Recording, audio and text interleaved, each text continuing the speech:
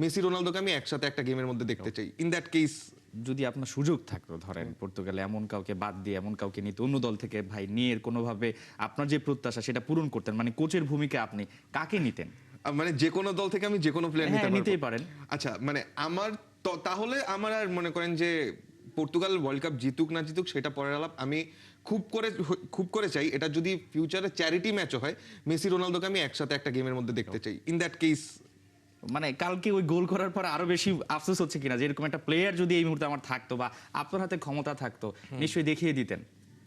Not necessarily যে কালকের খেলা দেখার পরে, বাট সবসময় আপনি এটা চান সবসময় এটা চাই। হ্যাঁ, যে দুজনকে একসাথে, একসাথে অফকোর্স। হ্যাঁ, তাতে তো নিশ্চয়ই ভালো লাগা কাজ করবে। কিন্তু রোনালদো মেসির মধ্যে যে ফ্যানদের মধ্যে যে দৌড়টা রয়েছে বা দূরত্ব রয়েছে, সেটাও তো মনে হয় খানিকটা এক হবে এর মাধ্যমে, যদি কখনো সেটা সম্ভব হয়। সেটা একেবারেই এক হয়ে যাওয়া উচিত। যে আমরা মানে অ্যাটলিস্ট আমরা 15 বছর ধরে তো ঝগড়া করতেছি, তো সেই হিসাবে 15 বছর পরে আমরা যদি ঝগড়া মিটাই দিতে পারি দুইজন প্লেয়ারকে এক টিমে দেখে, ওয়াই নট।